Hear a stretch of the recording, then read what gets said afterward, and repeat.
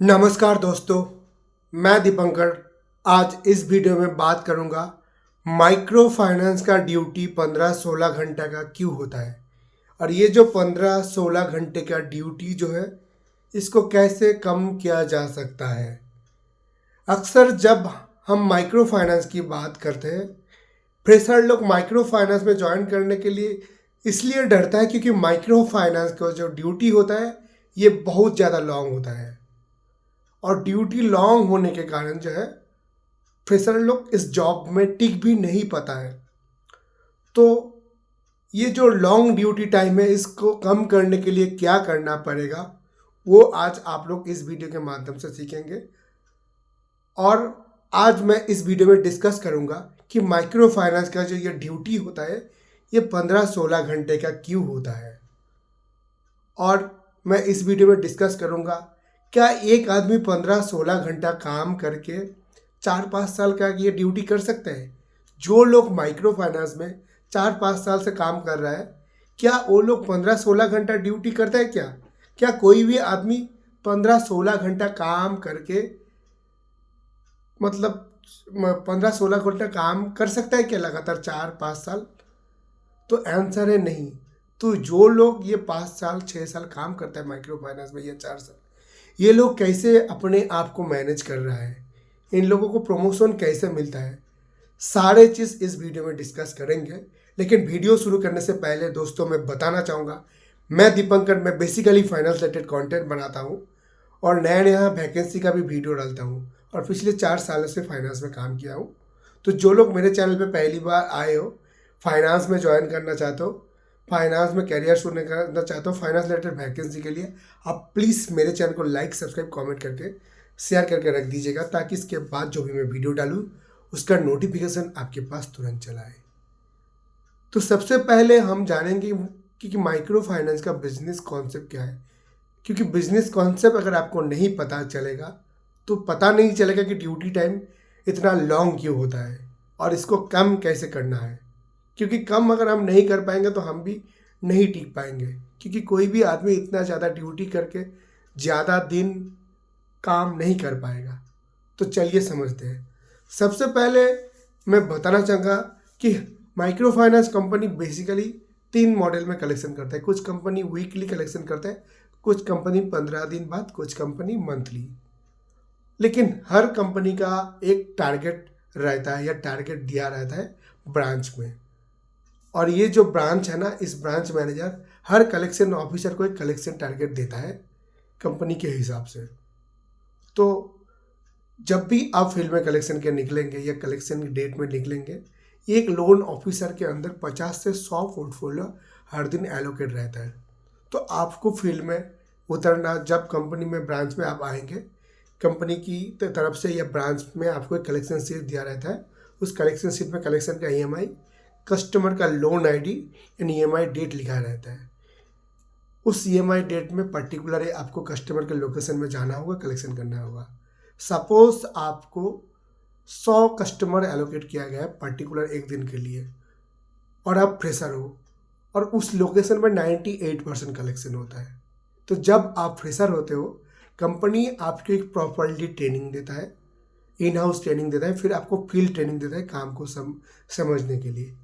1-1.5 महीना ट्रेनिंग करने के बाद कंपनी आपको फील्ड में छोड़ता है। क्योंकि देखिए, कोई भी आदमी अगर आप काम नहीं करेगा तो ज़्यादा देर कंपनी आपको ऐसे ट्रेनिंग में सैलरी नहीं प्रोवाइड कर पाएगा। तो कंपनी आपको पोर्टफोलियो देके फील्ड में भेजता है काम करने के लिए। तो जब आप नया होते हो, पहले आपको जो है, आप जब देखते थे उसका सिस्टम अलग है, लेकिन जब आप खुद काम करोगे तब उसका प्रोसेस अलग है। काम देखना जितना इजी होता है, काम करना उतना इजी नहीं होता है। तो जब आप खुद काम करने शुरू करते हो, पैसा हिसाब करके कस्टमर से घर से निकलने में आपका लेट हो जा रहा है, तो पूरे दिन में जब आपका 100 कलेक्शन रहता है, 98% ब्रांच के ऊपर से टारगेट दिया रहता है हर दिन। कुछ कंपनी में मतलब 98%, कुछ कंपनी में 95%। ये एग्जाम्पल के लिए मैं बताना चाहूँगा, ये लोकेशन के हिसाब से टारगेट सेट किया जाता है कि आपको आज 98% करना होगा। लेकिन पूरे दिन में आपने 90% कलेक्शन कर लिया, रेस्ट ऑफ 8 कलेक्शन जो है आपका रहेगा। ये जो 8 कलेक्शन है, ये 8 कलेक्शन के लिए मैनेजर आपको प्रेशराइज करेगा। मैनेजर आपको बोलेगा कि आप पर्टिकुलर जो डेट में या जो लोकेशन में आप गए हो वहाँ पे मतलब 98% कलेक्शन होता है, लेकिन आपसे क्यों नहीं हुआ? अगर नहीं हुआ तो आप प्लीज़ कस्टमर का घर फिर से रिपीट करो, विजिट करो, रिविजिट करके कलेक्शन लेके आओ। तो जो काम आपका 6 बजे ख़त्म होने वाला था वो हो जाता है 8-9। क्यों ये 8-9 होता है? क्योंकि आप फ्रेशर हो। बहुत सारे कस्टमर नया लोन ऑफिसर का देख के नखरे करते हैं। बहुत सारे कस्टमर जो है आपको बोलेगा शाम में आओ। तो ये चीज़ आपके साथ होने ही वाला है। जितने भी माइक्रो फाइनेंस में लोग काम कर रहे हैं ये चीज़ उनको ऑलरेडी पता है। तो क्या होता है, बहुत सारे कस्टमर आपको लेट ईएमआई पे करेगा तो लेट होता है। तो इसीलिए जो है जो ड्यूटी आपका 6 बजे ख़त्म होने वाला था वो आपका 10 बज जाता है। क्यों 10 बज जाता है? क्योंकि आपने जो है टाइमली उस कलेक्शन को कंप्लीट नहीं कर पाया। अगर आप वही कलेक्शन शाम को 5 बजे कंप्लीट कर लेते तो आपका छुट्टी जो है शाम 5 बजे ही हो जाता।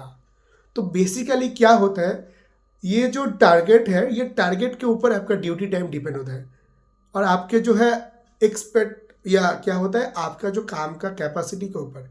अगर आप काम जल्दी ख़त्म कर लेंगे तो आप जल्दी फिर से रूम पे आ सकते हो, लेकिन अगर आप काम को करने में लेट करेंगे तो क्या होगा, आपका ड्यूटी टाइम लॉन्ग हो जाएगा। तो पहले जब आप कोई भी माइक्रो फाइनेंस कंपनी में फ्रेशर ज्वाइन करते हो तो लगातार 2-3 महीना क्या होता है ऐसे ही आपको करना पड़ेगा। फिर धीरे धीरे जब आप काम सीख जाएंगे तब आपका ड्यूटी टाइम ऑटोमेटिकली कम हो जाएगा। ऐसा नहीं कि पुराना लोन ऑफिसर को भी फील्ड में लॉन्ग ड्यूटी नहीं करना पड़ता है, लेकिन हर रोज़ नहीं। क्योंकि हर रोज़ कोई भी आदमी से 1 साल मतलब पूरा साल 16-17 घंटा ड्यूटी करके कोई भी नौकरी नहीं कर पाएगा। मैं भी नहीं कर पाऊँगा। जब मैं भी सीखता था मेरे को भी फील्ड में रात 8-9 बजे से आना पड़ता था, कभी 10 भी बज जाता था। लेकिन जब मैं भी सीख गया मेरा भी कभी दोपहर 2 बजे 3 बजे काम कंप्लीट हो जाता था। तो यही होता है। तो पहले जब आप काम करेंगे ऐसे ही आपको काम करना पड़ेगा। फिर आप जब काम सीख जाएंगे तब आपका ड्यूटी टाइम ऑटोमेटिकली कम हो जाएगा। तो ये जो ज़्यादा अफवाह आता है ना मार्केट से कि माइक्रो फाइनेंस में 15-16 घंटा काम करता पड़ता है, बेसिकली ये नया माइक्रो फाइनेंस में लोन ऑफिसर ज्वाइन करता है उनके मुंह से ही सुनना पड़ता है। पुराना जो 2-3 साल से माइक्रो फाइनेंस में काम करता है वो लोग कभी नहीं आपको आके बताएगा कि माइक्रो फाइनेंस में बहुत ज़्यादा लंबा ड्यूटी होता है, क्योंकि उनको तो पता चल गया है कि कैसे काम करना है। उनको प्रोसेस पता है, उनको पता है कि बिजनेस कैसे करना है, लोन कैसे बांटना है, नया कस्टमर को कैसे कन्विंस करना है, उनको सारी चीज़ पता चल जाएगा। और पता चल गया इसलिए वो लोग काम कर पा रहे हैं, उनको प्रमोशन मिल रहा है, उनको सैलरी अच्छा मिल रहा है। तो आपको ग्रोथ कोई भी कैरियर में कोई भी प्रोफेशन में तभी मिलेगा जब आप उस प्रोफेशन में कुछ दे पाओगे, उस प्रोफेशन को आप मज़े से कर पाओगे। अगर काम करने में आपको मज़ा आएगा ना ऑटोमेटिकली रिजल्ट आपका अच्छा आना चालू हो जाएगा। लेकिन काम को सिर्फ अगर आप काम पकड़ के ही चलते हो कि नहीं मेरा तो ड्यूटी है, ड्यूटी करना है, तो फिर आपका हर रोज़ लेट होगा। फिर आप 2-3 महीने से ज़्यादा नहीं काम कर पाएंगे। तो इसीलिए जो है माइक्रो फाइनेंस का ड्यूटी आपका पहले 15-16 घंटा होता है और इस ड्यूटी को कम करने के लिए आपको काम को सीखना पड़ेगा। 3 महीना, 4 महीने, 6 महीने तक आपको सीखना पड़ सकता है। फिर जब आप सीख जाएंगे फिर आपका ड्यूटी टाइम कम हो जाएगा। जब आप सीख जाएंगे तब आपका इनकम भी अच्छा होगा, क्योंकि आपका टारगेट भी इजीली कंप्लीट हो जाएगा, आपका मेहनत भी कम होगा और पैसा भी ज़्यादा आएंगे। तब आपको काम करने में मज़ा आएगा। तो जो लोग 2-3 साल से काम कर रहे हैं उनको काम समझ में आ गया, उनको तो अभी काम करने में मज़ा आ रहा है। मुश्किल हो रहा है ये फ्रेशर लोगों के साथ जो 2-3 महीने काम करते हैं, उनको माइक्रो फाइनेंस के बारे में कुछ पता ही नहीं है। लेकिन देखिए मुंह है ना, बोलने में तो कोई दिक्कत नहीं माइक्रो फाइनेंस इंडस्ट्री बुरा है, माइक्रो फाइनेंस में बहुत लंबा ड्यूटी होता है। तो यही है एक्चुअल में माइक्रो फाइनेंस का हकीकत।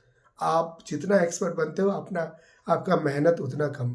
अगर आप एक्सपर्ट नहीं बनते हो, आपसे नहीं होता है, फिर आपके लिए माइक्रो फाइनेंस इंडस्ट्री नहीं है। बाकी आपका लाइफ आपका चॉइस। इसी तरह की कंटेंट के लिए आप प्लीज़ मेरे चैनल को लाइक, सब्सक्राइब, कमेंट करके, शेयर करके, फॉलो कर दीजिएगा। धन्यवाद।